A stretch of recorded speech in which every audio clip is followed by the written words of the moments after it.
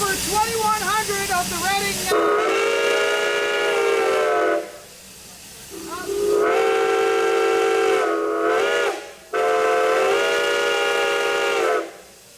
Of the Reading Railroad. Yes, that's the Reading Railroad, just like on the Monopoly board.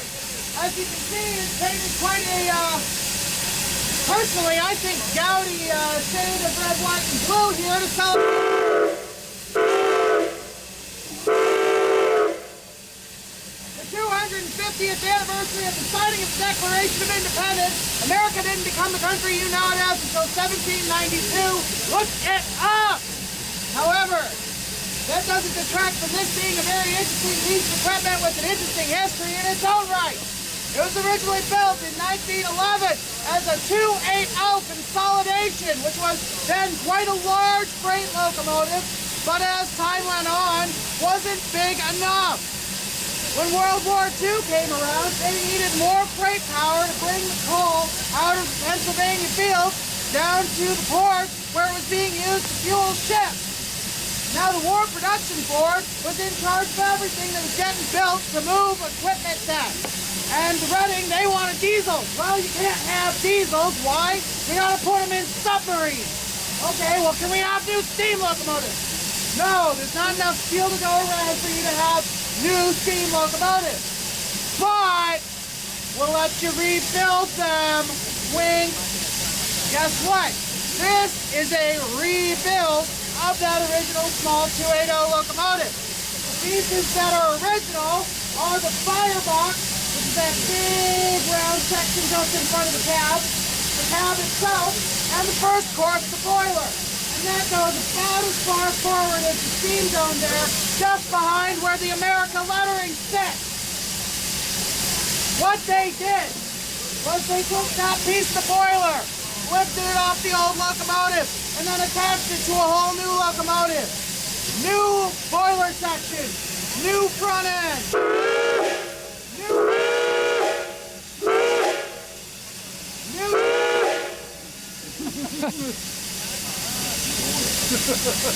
new wheels, new tender, new brake system, new appliances, new everything else. Doesn't have the kitchen sink.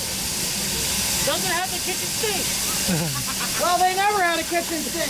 That's the only thing they reused was the hardware on the back. And the tinware in the cab. But it's the same locomotive. Honest, Uncle Sam. Like many wartime programs, it was more important that the Reading moved the coal and got done what they needed to get done than that the strictest letter of the law was followed. As things were,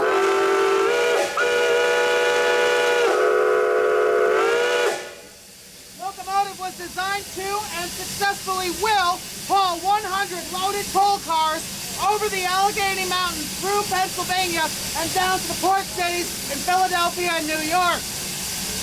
This particular locomotive remained in service until the 50s. Then it was slightly put to one side as the railroad decided what was going to become of it. In the late 50s, early 60s, a program called the Reading Ramble sprung up, which was essentially a PR program for the Reading Railroad, touring around on their old steam locomotives. 4 T1s were saved for the Ramble. This one, number 2101, which would become another American Freedom Train locomotive and is today in Baltimore. Number 2102, which today resides on the Reading and Northern in Pennsylvania, and you can go see and ride behind today. And number 2124, which is currently at Steamtown. 2124 was overall in the worst condition after the Rambles because it was used as a parts engine. The others would make it through the Rambles okay in mostly operable condition, but afterwards they were sold for scrap. And they sat in a place called Striegel Scrap Yard in western Maryland for another 15 years or so after the Rambles. At which point, a little guy named Ross Brolin had this idea in 1974. Hey, the bicentennial's coming up. Why don't we take a bunch of the national treasures from Washington and put them on a train and tour them around the country as a kind of rolling museum to celebrate 200 years of this great American experiment? Well, They wanted to do just that. They originally wanted daylight locomotive number 4449. They did get it, but there was a problem. That locomotive stands 18 and a half feet tall and won't fit under the bridges here in the east. So whatever do we do? Well, we found another locomotive. These were sitting in that scrapyard and were mostly operable. We bought number 2100 and number 2101. On inspection, number 2101 was in better condition, and number 2100 would become the parts donor. In a 90-day miracle, they restored 2101 for service as American Freedom Train number 1, the original train, and it toured and pulled the eastern section of the American Freedom Train. In fact, there are pictures of 2101 in this very yard in 1976 and 1977. Posed alongside 4070.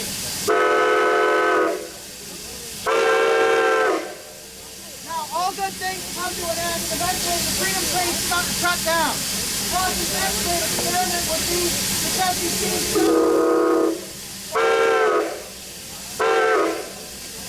Before that program could really get off the ground, there was a roundhouse fire down there in Maryland where he was keeping the engine. And unfortunately, 2101, which was stored inside, burned up, and it became unfit for service. So they said to Rolf, the owners of that roundhouse, look, we got another engine here, it's just checking. Rather than getting all the tidbits, we'll just swap you. And he agreed to that deal, and 2101 was wind up donated to the Baltimore, Ohio Museum and is now in Baltimore. 2100 would remain there with the burned up tender from 2101 for another decade or so before it was bought by a gentleman by the name of Dick Koo, who you may know during the Lionel Trains as the one-time owner of that company. He and Neil Young went a long way to modern electronics that make our modern toy trains able to blow smoke and have real sound and true talk and all that good stuff. Well, he bought the engine, had it restored, pretty much full operational condition, but he had nowhere to run it. So it bounced around all over the country. Eventually it wound out way out in western Canada and BC, setting with a poor oil conversion, and its latest scheme for restoration and operation having fallen through. Enter our friends at the American Steam Railroad Group. The locomotive had more or less been defaulted from its then lessors to a new owner who was interested in doing something with the engine but wasn't sure what. These guys were interested in doing something with the steam train but didn't know what. A match made in heaven. So they then bought the rights to restore and operate the locomotive, brought it here to Cleveland, and have for the last 12 years or so, since 2014, been working on restoring it to operational condition. As you can see, they're nearly done. Throughout this whole time, we've been saying that it's about 2 years to be done, and that means, as I said before, that we're going to be done about 2 years early. And that ain't bad. This locomotive only just received its paint job that was finished this week. So you please enjoy the whistles and the noise of the thing as it's now under proper speed, having passed its FRA about 6 months ago to be allowed to do this. Oil. So there she is, the story of 2100. I'm going to let you all take a few minutes to enjoy that.